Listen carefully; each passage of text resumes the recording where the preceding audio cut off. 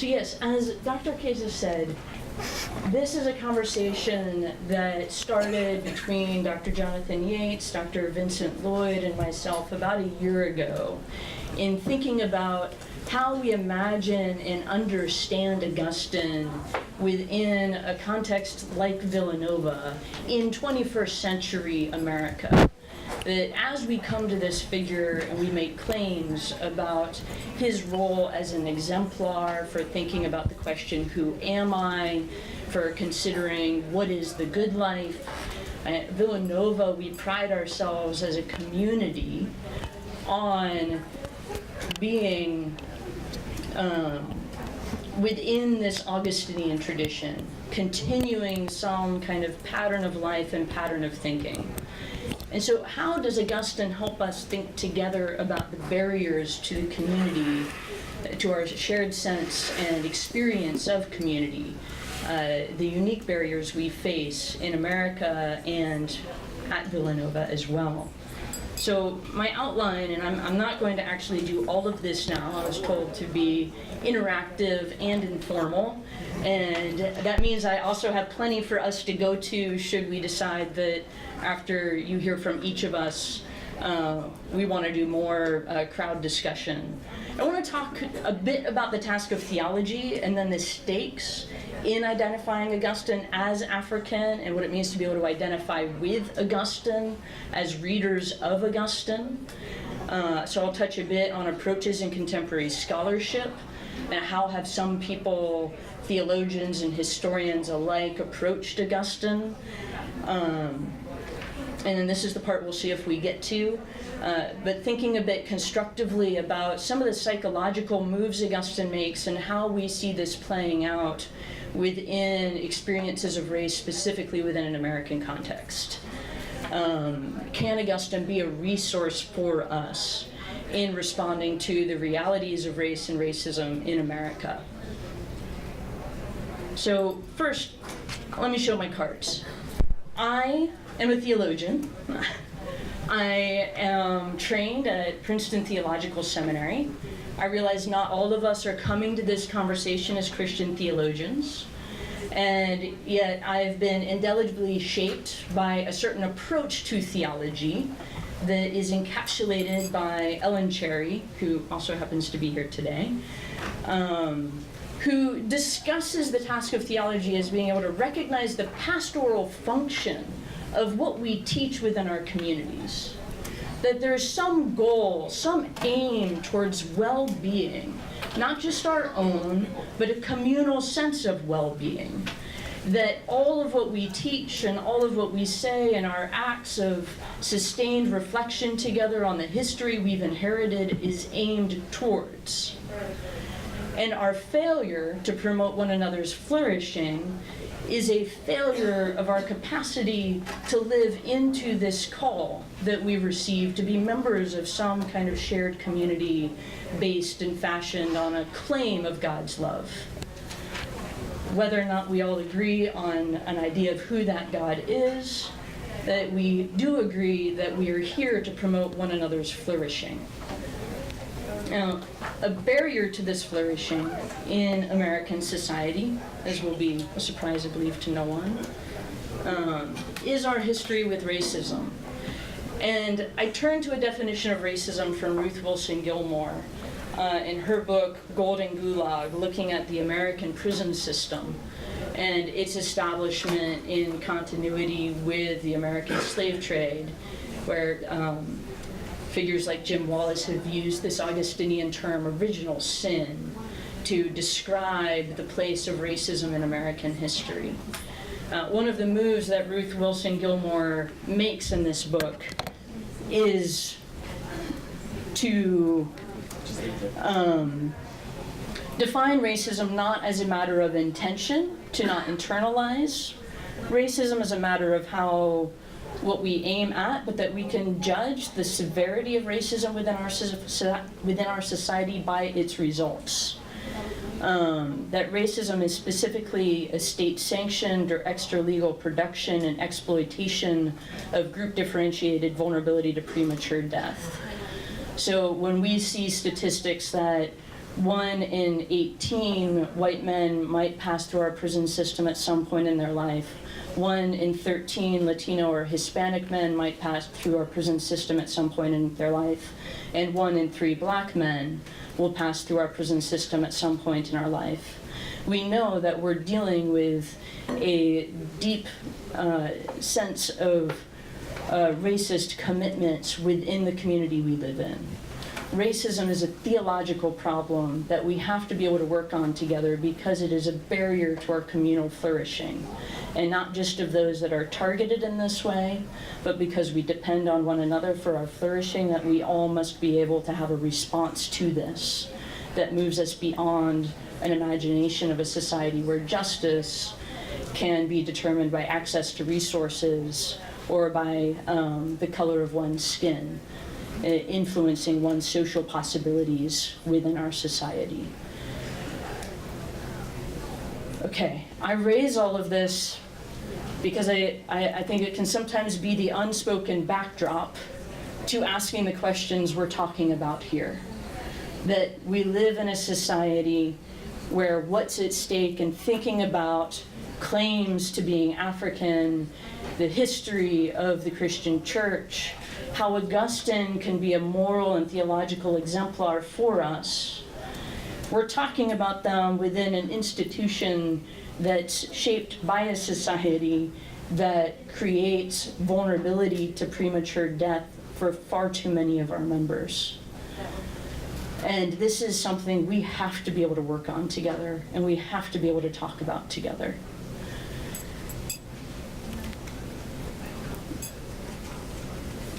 So, interactive. What's at stake here? Why did you come today? And I'm honestly asking this.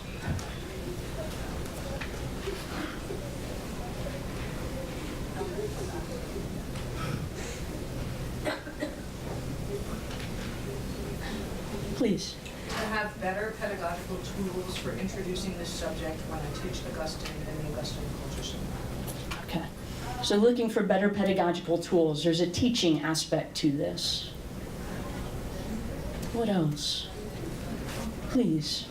I like the affirmation of Augustine as African. That affirmation itself.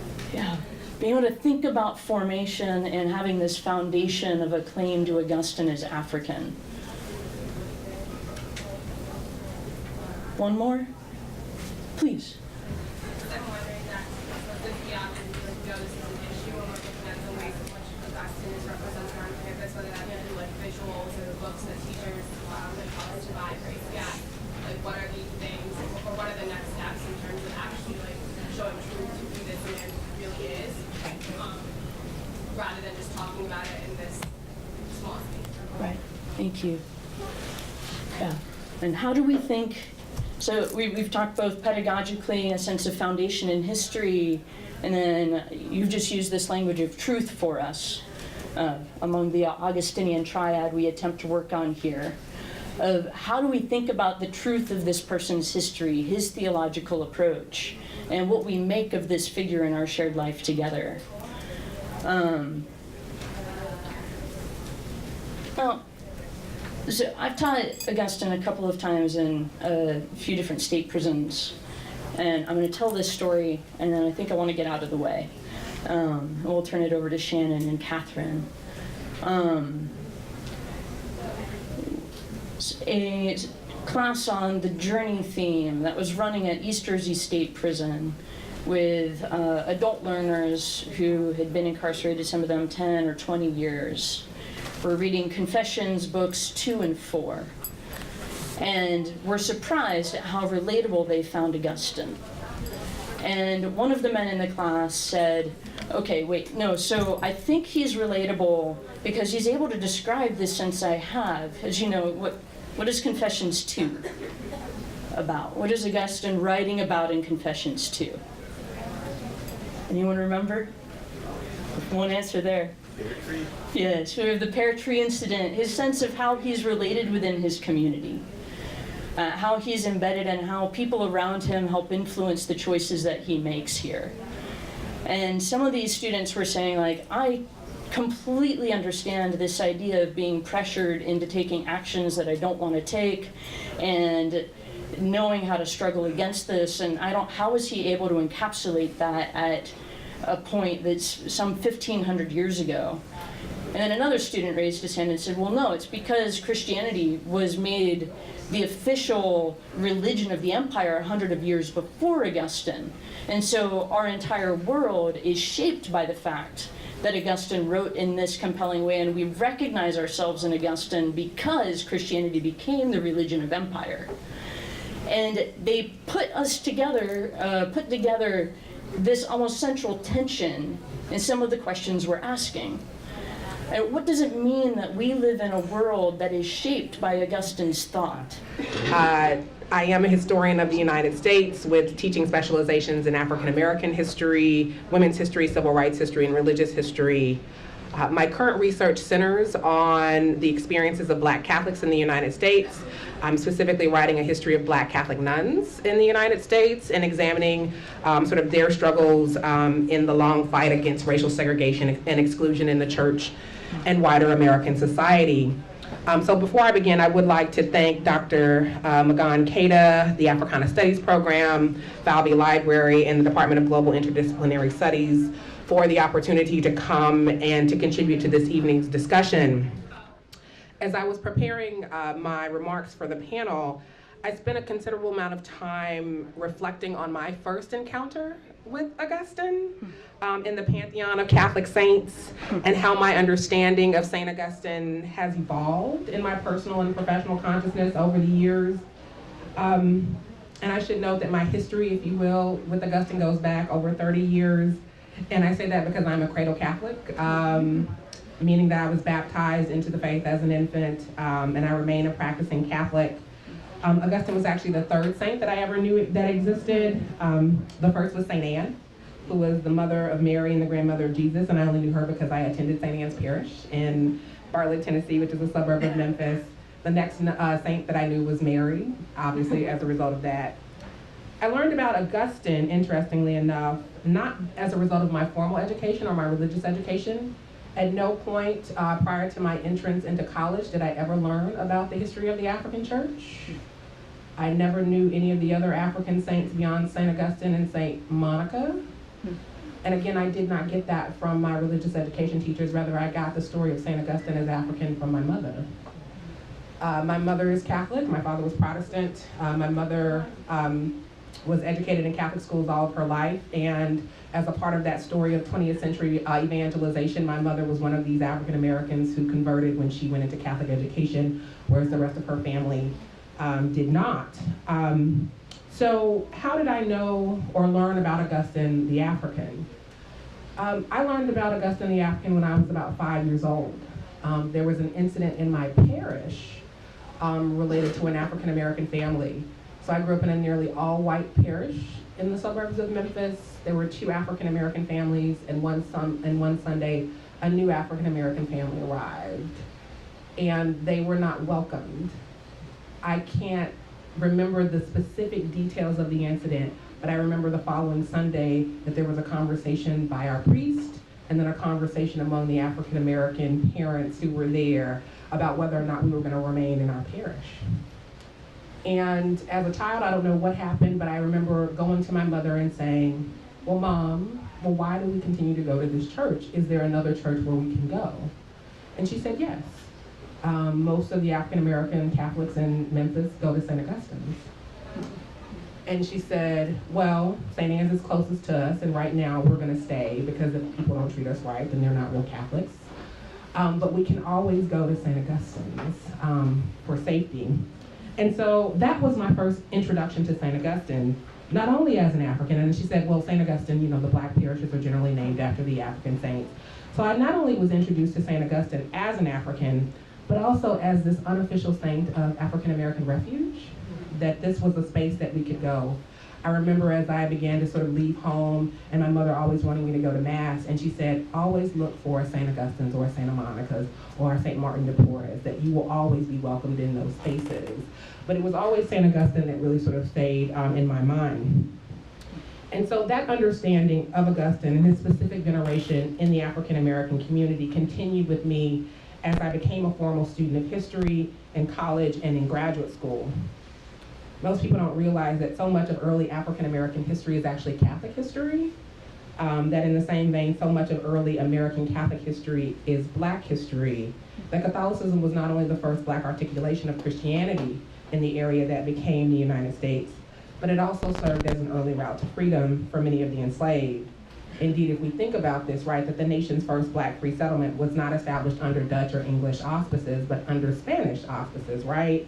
Indeed, it was in the city of St. Augustine, or that sort of area right outside of St. Augustine, the nation's first city, in Fort Mose, that the first African-American recorded births and marriages all take place in St. Augustine, that it also served as a safe haven for runaway slaves, and it then was a first stop on the Southern Underground Railroad. Remember, as early as 1687, the Spanish government had begun to offer asylum to those slaves who made it to their ranks and agreed to serve, I think, a 4-year term in their military, and also for converting to Catholicism. I also, when I think about the early history of the church and thinking back to the question that you posed to us, can Augustine be a resource for us in the context of race and racism in the 21st century? And the argument is, I think that Augustine has always served as that resource, particularly for African American Catholics, if we look at their history and we foreground their experiences in the American church. I even think about the story and the life of Father Augustus Tolton, who is currently under consideration for canonization in the church, and if he is indeed, if his cause is approved, he will be the first Black saint from the United States. He is the man who made the journey from slavery to the Catholic priesthood in the 19th century, who was named for Augustine by his devout Catholic parents who were enslaved in in Missouri. Remember that it was Augustus Tolton who told us that at the outbreak of the war that his father ran and joined the Union Army to fight for the liberation of the enslaved of this country. But he also told us the story of his mother, Martha Jane Chisley Tolton, who was a devout Catholic, who marched her children from slavery to freedom in Illinois just a few months after the father left. And this was also just a few years after Roger Taney, sort of the nation's first Catholic Supreme Court justice, who famously declared that Black people had no rights that the white man was bound to respect, had denied that freedom to Missouri's most famous slaves, that of Dred Scott and Harriet Scott. So in that particular march to freedom, I always understood it, certainly when I learned the story, that they were not simply rejecting the legitimacy of a nation that could justify holding a people in slavery, but also rejecting the legitimacy of any articulation and expression of Catholicism that denied Black humanity, promoted white supremacy, and upheld slavery. And certainly then it is the Toltons that do give us the nation's first self-identified Black priest. I also think in the story of Augustus's journey, thinking about this moment when he writes to St. Catherine Drexel about the experience of a Black Catholic laywoman to whom he was called to administer death rites to in 1891. 9 years earlier, that Black woman, whose name has been lost in the historical record, had been, quote, hurled out of a white church and even cursed at by the white Irish members, unquote, for daring to worship with them as equals. Despite suffering such violence, her faith had endured, and she, quote, thanked God at her death for the sight of Augustus Tolton, and a priest who finally saw her as a human being and child of God. The last piece that I want to talk on before I pass it on is the story of Black sisters themselves. So prior to World War II, the vast majority of African American women who desired to become sisters in the United States would have been directed to the nation's historically Black orders. That white communities had both formal and informal anti-Black admissions policies. They made exception for Black women who were born outside of the United States, not for those in the United States. And if they did, those women had to be able to pass for white, that they would have had to be racially ambiguous. In my oral histories with Black sisters, many of them talk about the experiences that they had as they sought admission into the communities, the historically white communities of their educators. And many of them talk about attempting to break down the racial barriers as they were applying. And they said, you know, in the early period, even if we wrote a letter inquiring about the admissions details, even if we never identified ourselves as Black or as colored or as Negro, The name of our parishes always gave us away because we would have attended these segregated all-black parishes. And one sister, and many of them either went to St. Martin de Porres, St. Augustine, and beyond. And so it served as a barrier to them. It not only sort of identified them as black to themselves, but also to white superiors who were attempting to hold up the racial bar in their communities. And so I think my contribution is more so from the perspective of a member of the Black Catholic diaspora, thinking about how Augustine has functioned in their understanding of their place in the church, how he has served as a way to legitimize their experience and their place in the church. And so as we sort of move forward, I encourage us not only to think about his African origins, but think about how the church's history of slavery and its longstanding practices of racial segregation and exclusion made him African and made him black in ways that African American Catholics always understood him as such. And not only to African American Catholics, right, but it also made him black to white Catholics as they were seeking to keep the bar of race, or to make sure that they were upholding the color line. So I think that's my thought. Those are my thoughts. Thank you.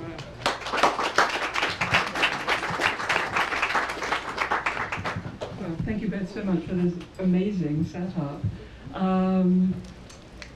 I particularly love this idea of Augustine as the unofficial saint of African American refuge. That's amazing.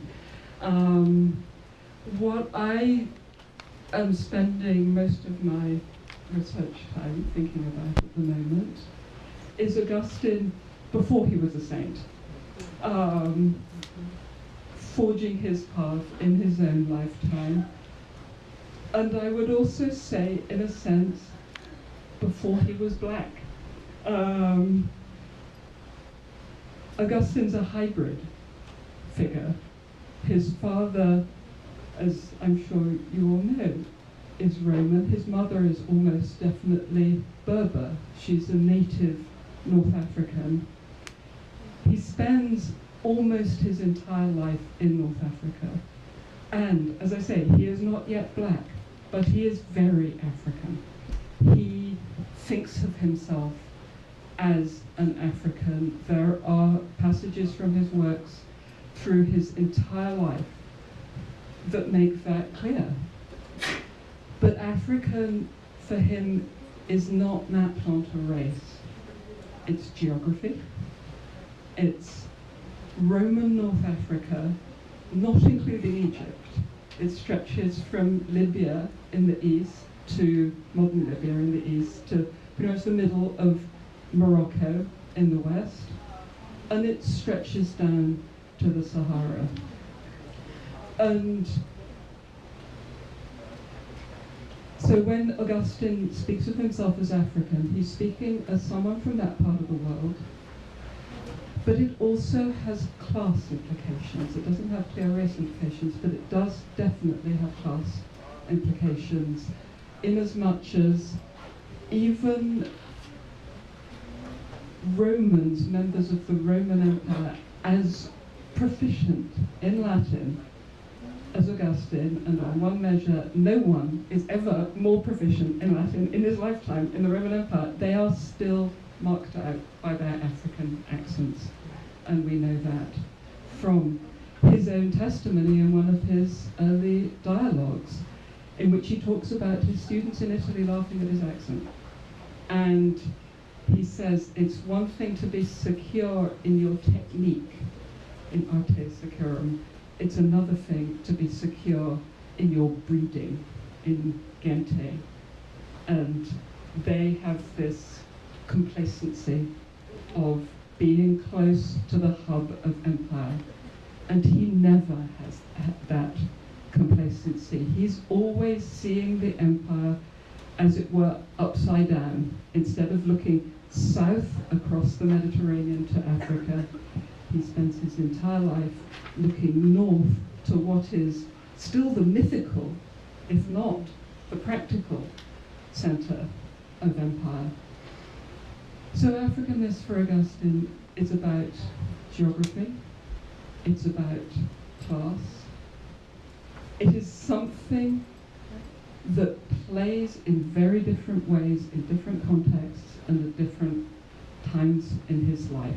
It's not a simple identity, and his identity is not simple.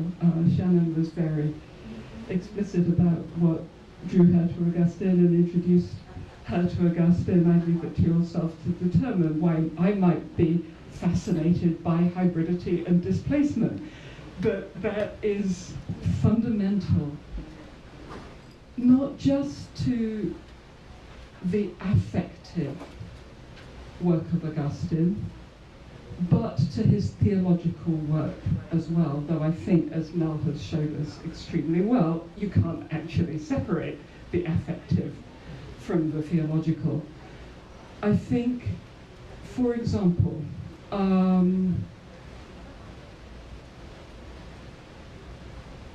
he nurtures throughout his life, and I do mean nurtures, it's something he cherishes and examines, a fundamental sense of not being at home. He grows up in North Africa. As his career takes off, he moves from North Africa to Italy. He only lasts there for 5 years, and then he chooses to come home back to North Africa, and initially back to his birthplace of Thagaste. But it's quite clear for him that home isn't home anymore. He's gone away, he's come back a committed Christian. He didn't leave a committed Christian, he left as a Manichaean. And the contours of Christian life in Africa are completely different from the contours that he thinks he's got used to in Italy. And he spends a lot of time grappling with that difference, with the fact that North Africa has its own local church that does and doesn't map onto the church in which he's participating from Italy. And I don't think, and Mel and I have been talking about this just this week, I don't think it's by chance that the notion of peregrinatio comes to be one of the theological notions at the heart of Augustine's idea of the Christian experience. This notion of wandering.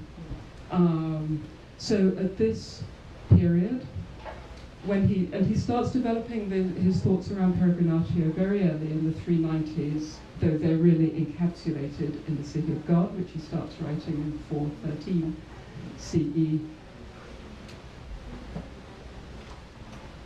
The notion is that the human condition is always one of wandering and displacement. We're always displaced while on earth from our divine home. And I think that in coming back from Italy to North Africa and finding it no longer a home, he thinks of himself, he comes to feel himself a peregrinus, a wanderer. He's not technically a peregrinus. That's a legal term that is obsolete by that time. So it's a term for a sort of resident alien, and it was made obsolete in 212 with the Edict of Caracalla. The whole of the Roman Empire becomes free. Men in the Roman Empire are all citizens. But the notion of peregrinatio not only remains mobile, but is remobilized by Augustine to describe the human condition. And I think that's partly because of his own sense that home isn't where he thought it was.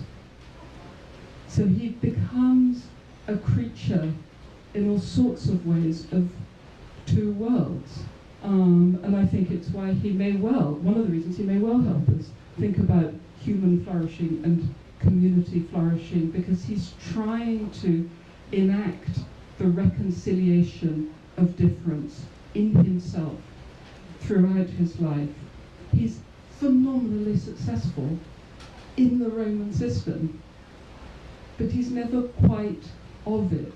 And in every time he cites or adverts to his African roots, he is counting himself out of that system in really important fundamental ways. So he's simultaneously hegemonic and subaltern, and he plays that out in his thought, in the granular details of it, but also in the choices he makes and the choices he struggles with throughout his life before he's a saint. I'm going to stop there.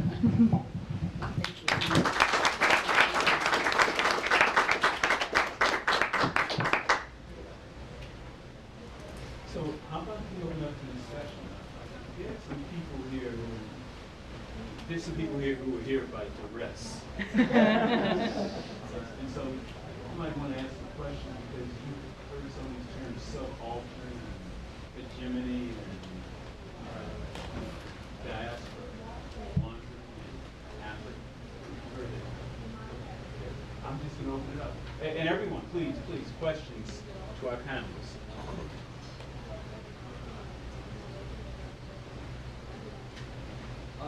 Thank you all for this presentation. I have many questions. I'm going to start with you, Catherine. I have a short question and a more complicated question. The short question is, in the contrast that you did, was it Deordina? Was that the early dialogue? It's Deordina. Yes, it's Deordina. So, Yep.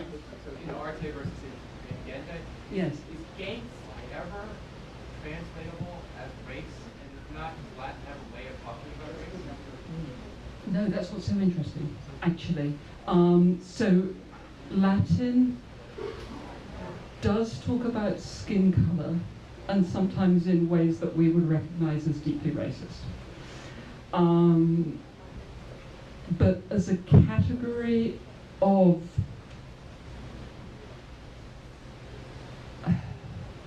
as something racialized, as a category marked by skin color, there is no single term for that. And there's actually, and in Augustine's thought particularly, I went at that in two different ways. One was looking at his commentary on that phrase from the Song of Songs, though I am black, I am comely. I wanted to see what he did with that. The answer is absolutely nothing. It goes by, he just ignores it. But then there is a sermon in which he's talking about, it's a version of the refiner's fire, but as is suitable for the agricultural area of Africa, he uses the image of the olive press and putting people through the olive press. And he says to his North African congregation, he says, you don't want to be all sort of murky like the dregs at the bottom of the olive press, you want to be clear like the oil that runs away. And again, it seems to me that, you know, that couldn't play if his congregation thought of themselves as a constituting part of their characteristics as being dark-skinned. So the other one, and you go as far or as little in this as you want, it had to do with Donatism. I'm wondering to what degree Donatism informs and deforms our sense of Augustine of Africa. Did you say informs and deforms? What I mean by deform Yeah, is that profoundly. this is where I was kind of taught as a scholar to think of Augustine as European. Yeah, right, yeah. No, I think Donatism is one of the, of course, is one of the huge pressure points on Augustine's self-definition as an African, because of course the Donatist Church emphasizes the biblical associations with Africa, and is thoroughly, proudly, locally grounded. And I think it's in encountering Donatism that Augustine has his first profound realization that he hasn't come home. And that's what I meant by the entire Christian context having shifted. Or rather, it hadn't shifted, Augustine had shifted. it complicates his sense of himself as an African hideously. The other way I think it plays out that's less visible through his entire life is in the way in which he attends to biblical exegesis. Because the Donatist claims to Africanness are grounded in very particular types of biblical exegesis, and to counteract those claims, Augustine has to be equally attentive to minute detail in the Bible. So as a start, please. Part of the scholarship I wanted to look at is that in so much of an exploration of Africa in Augustine's day, the focus is almost exclusively on Donatism, and then attempts to make claims about Augustine's Africanity, to actually borrow a term Catherine has used elsewhere.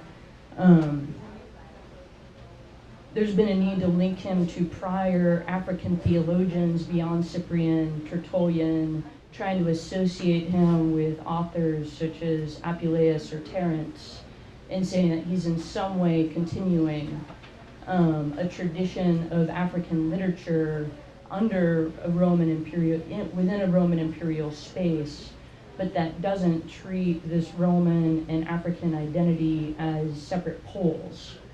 And I think some of the attempts in Augustinian scholarship to reconcile these aspects of his identity have betrayed the reader's own commitments to what it means to be European or what it means to be African, attempting to say that we can account.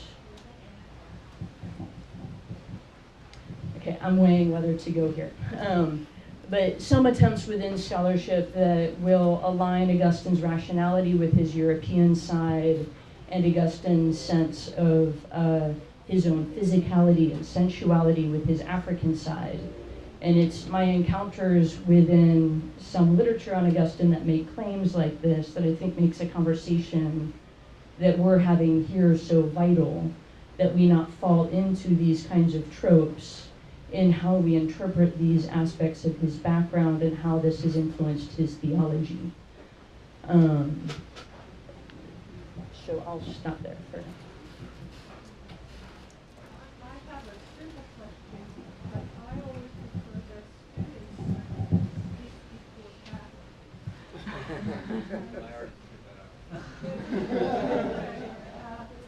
If there are students, I would like to hear from them. I have a short.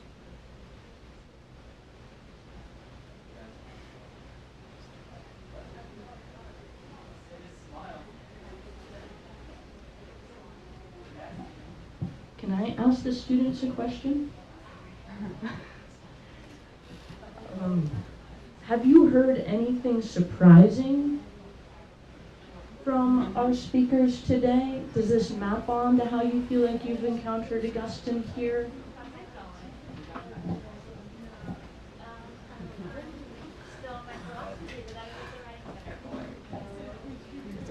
Yeah. I feel like I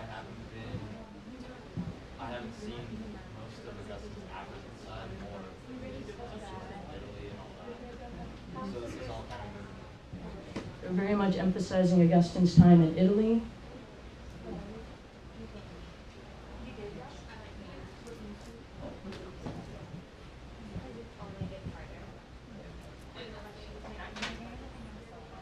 Me, Dr. Williams. I mean,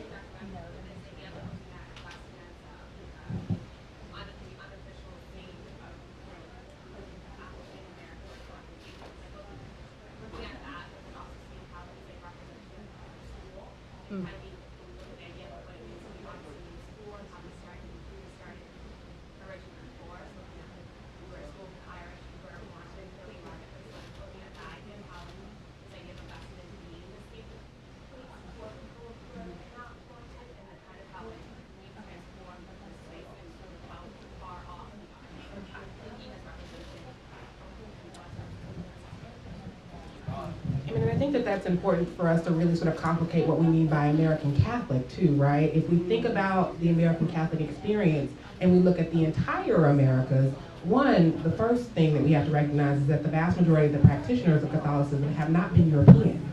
They have been of indigenous and of African descent.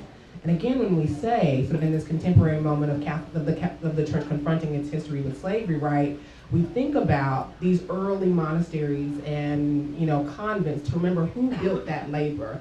That if you were to visit a monastery either in what became the United States or in Latin America, the vast majority that you would have encountered in those spaces would have been Africans or African descended people. They also would have been devout Catholics. That they are present in ways in which that have not yet been fully sort of represented in the history of the American Catholic experience. I think what also matters too is the way in which the church itself used images of African saints to assist in its evangelization process. Right, if we look at Latin America, we look at St. Maurice or St. Iphigenia, if we look at the development of confraternities of African descended people, they themselves choose the African saints. That in doing so, whether it's St. Augustine's, if we think about Mother St. Augustine's in Washington, D.C., in New Orleans as well, that these are these cradles or these mother churches within the African American community. That is a very deliberate act on the part of African American Catholics to establish and assert their legitimacy in the church, in a moment, in a slave society, in a society that said that Black people were not human. And so there is this history and this long tradition that unfortunately we have not yet fully grappled with and confronted as a church, as historians of the church. And let me say this too, I never encountered Augustine the European. Like, Augustine has always not only been African, he's always been Black, and that's simply from my experience within the church. And so it was news to me to go to college and to see Augustine depicted as a European, and I was like, my goodness, they whitewashed Augustine. Mom, come, literally, Mom, let me tell you what they've done. But to understand too that there are multiple experiences of Catholicism, and to understand that Black Catholic experience is not only legitimate, but can give us an alternate sort of understanding of what it means to be an American and a Catholic. And again, I get, going back to your wonderful question, how can Augustine be a resource for us? I think part of what we have to understand is that Augustine has been a resource from a segment of the American Catholic community, and not only in terms of sort of asserting one's legitimacy, but also empowering people to challenge the realities of white supremacy, the realities of segregation within the church, and to do so from a space that was Catholic, right? That was authentically Catholic. Now, if they understood him as Black, I also think that we have to sort of take people at what they understood too, that even regardless of his origins, the fact that there were literally thousands upon thousands of Black people, Black Catholics who understood him as Black means something, and we have to take that seriously as well. But thank you.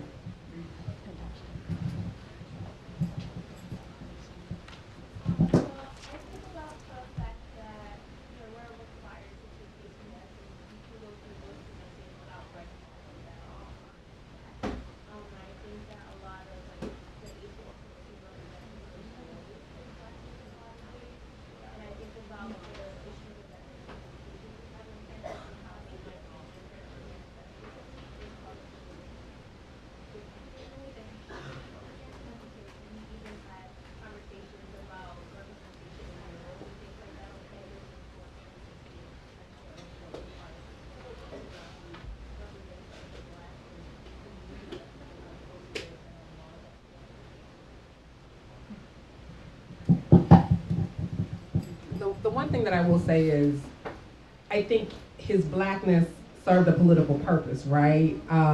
Now the question is, what he looked like is something else. And I think we can break down our approaches to Augustine in thinking about what we can say in terms he would have used to answer questions in the society and culture he lived in, and then look at how he might help us think about what we would say within the society and culture we live in, and how his identity as a Roman North African bishop in a part of the Roman Empire that, by the way, itself wouldn't have been predominantly white. I think we have an imagination about classical antiquity, about late antiquity, that very much whitewashes history.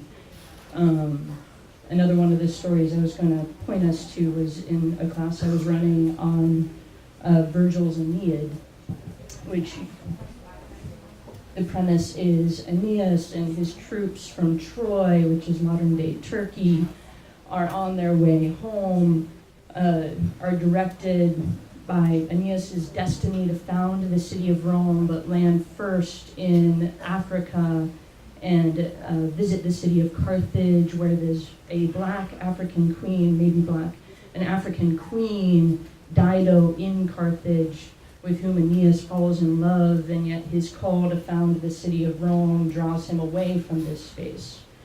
And in this classroom, A.C. Wagner State Prison up in New Jersey, one of the students got up, pulled a map down, and was like, okay, wait, where was Troy? Okay, that's like Near Eastern. All right, and Carthage is here. He was like, now wait a second. We had permission to screen the film Troy 2 months ago.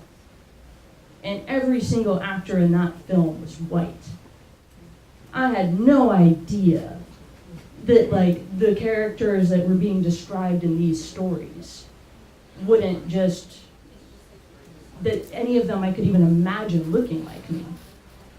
And we've given some of these texts over in some ways to medieval Renaissance inheritance of them. This is one reason they continue to be so foundational. At how we imagine who these figures are. Phenotype is a part of our imagination, of who we see as part of we. So often in our society, it's built in. Even for those of us who want to say we recognize a much broader we, we've grown up in a society that gives us forms of bias that I think we have to grapple with and face in ourselves in order to actually pursue theology's task of promoting one another's flourishing. And I think some of those things come up for us in how we encounter the characters in these foundational texts that we read together. How we imagine and see these people, and that we need to see them in their distinctiveness, in their historical situatedness, to have an appreciation for our own distinctiveness and historical situatedness, and how we build communities in ways that might not be dependent on the forms of demographic division that have become so foundational within our own society. That's not how all societies have operated. Are you okay? Are you sure? So I just wanted to also, just to follow up on your question too, if it's not simply the image of Augustine, what Augustine may encourage us to do is to look for other Black Catholics though. So does that make sense? So if you're not necessarily, if it's not in terms of whether or not we can depict Augustine as a dark-skinned person or whatnot, but is there something about the way in which he was used by the African American community then to help us to begin to look for Black Catholics who are, say, associated with Villanova? That there are other stories that are here that can be told through the lens of Augustine itself. In my own research, with Black sisters, Villanova is one of the first institutions to open their doors to the nation's historically Black orders. That the Oblate Sisters of Providence are here in 1924. And the Augustinian fathers sort of do that.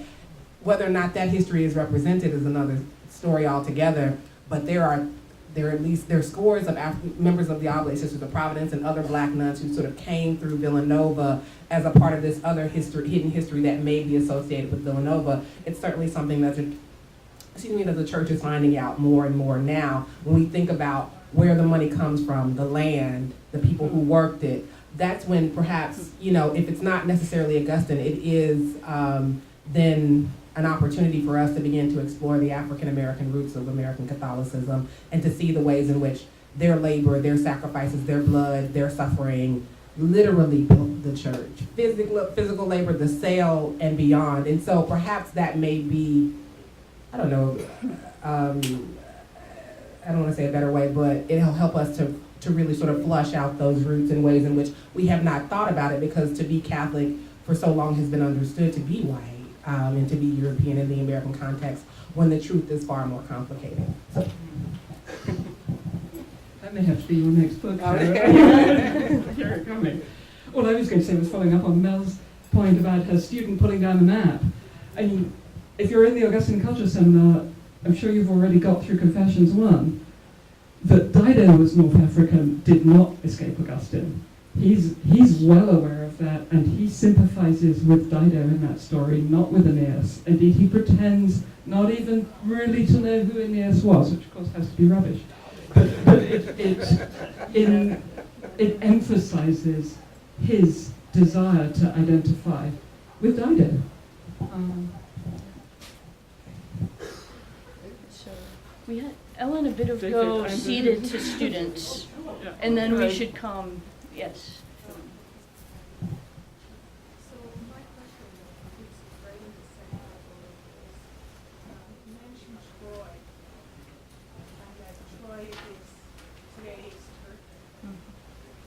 And I think this debate about whether Augustine is black or white is ignoring the fact that as a North African, I mean, I'll ask you what, I have my own idea of what he looked like, but it seems to me that there's an entire population very troubled today that is being ignored by this debate about whether he's white or black. And that is the whole entirety of the Arab community. Because personally, I mean, I don't know what you think, but personally, I think you look more Arab than either white or black.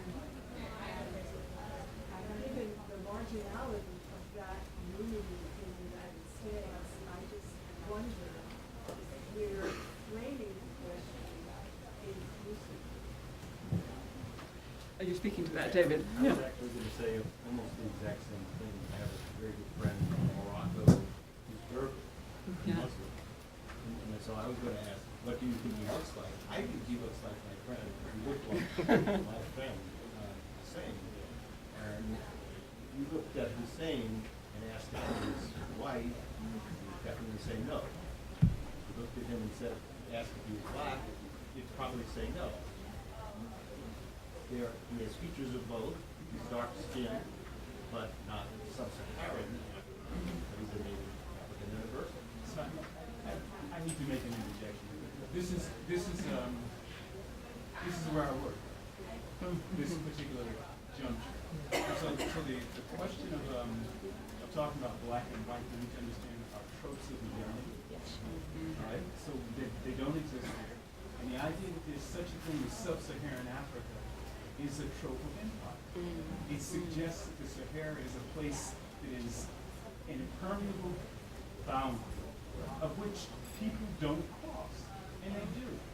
So if we were to think about Berbers, I remember when I was a development officer, and I met my first Berber, I was thinking as an American, I thought he should be maybe looking like you, or maybe just slightly darker. He walked in, he was the color of my pants. Now how can I understand this, all right? It's the same thing about the trope of being an Arab. Arab is a cultural construct. If you read the primary sources, you begin to understand we're crossing all kinds of boundaries here. And we can see people who are Arab, who are in fact in the color of my. So I'm fascinated by a treatment that I think it's Norman Cousins gives of Augustine in Medieval Lives, the first chapter of his book, in which he says Augustine is a short, wiry. I thought of Augustine immediately when I looked in the mirror. A short, wiry, dark, almost black North African. Wow. How about that? And then I thought about my own travels through North Africa, in which people had mistaken me for being Moroccan or Egyptian or what have you. So we need to come away from these notions that are structured by modernity and more than likely by imperialism and our lust for dividing the world into simple binaries. They don't exist.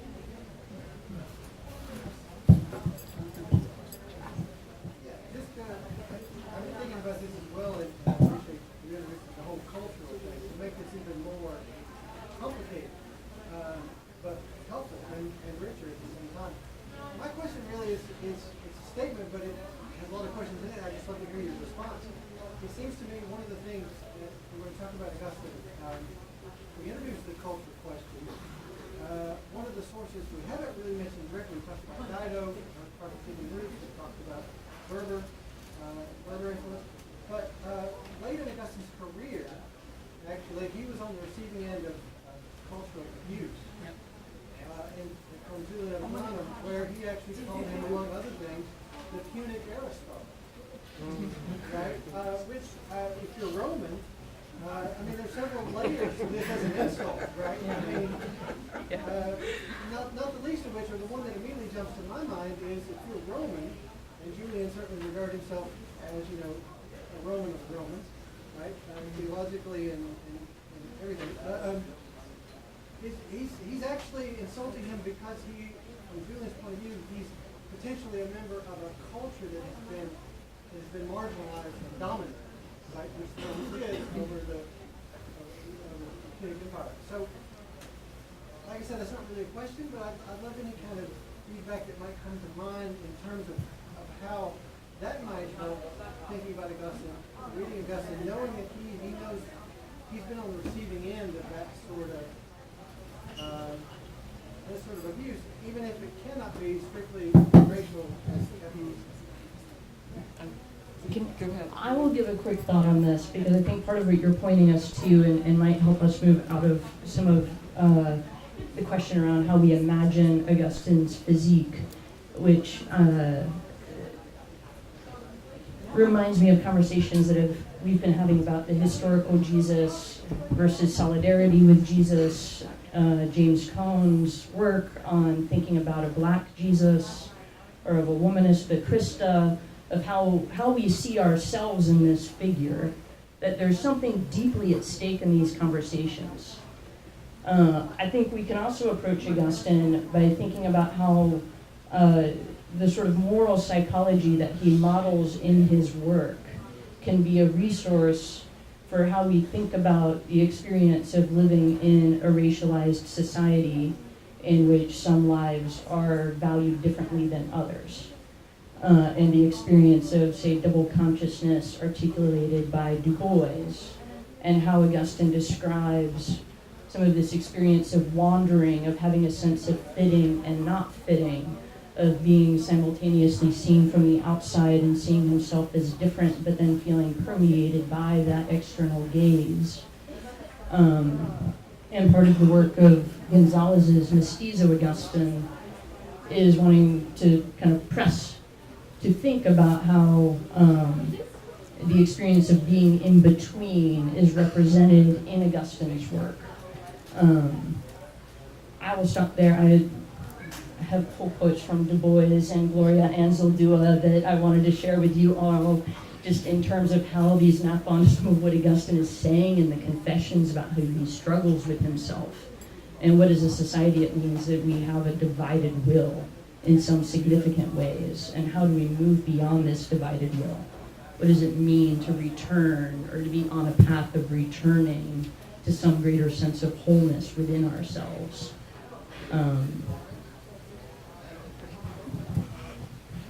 So that was very grand. I'm going to go straight to the battle of Julian of Eclanum. So this is way beyond the scope of the Augustine Culture Seminar, but the key thing to know is Augustine gets into this almighty fight at the end of his life. And he's pretty old.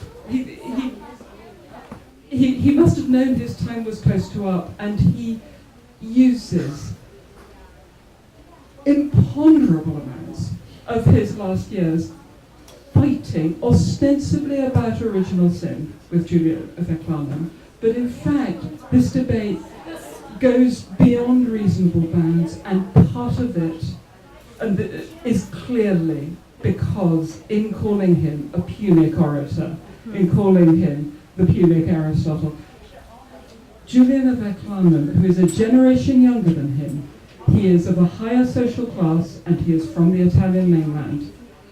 Julian gets completely under Augustine's skin, and his response to Julian's, latterly, they go to and fro for some time, but Julian's latterly fairly abusive work is completely disproportional. The other thing Julian accuses him of, and goes back and back and back to, is Manichaeism. Another thing Julian does is he digs up some of the unsavory personal stuff from the Confessions. For example, the anecdote about Monica drinking too much when she was young. And he rehearses that, and he throws in the insinuations of sex as well. And it's clear that Julian is getting at Augustine, at what Augustine might have thought was a, if you like, composed urbanity, a resolved hybridity, if we go back to the notion of hybridity, and splits it apart and does it. If we're talking hegemon versus subaltern, he does it from a hegemonic subject position. And again, generation younger, Augustine knew his father, corresponded with his father. There's a long and complicated history there that is clearly extremely painful and puts on display right at the end of Augustine's life that all these different problematic categories remain far from resolved.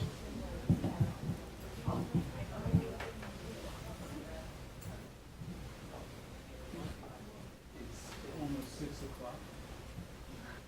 That's not quite the witching hour, but I think we should thank our panel.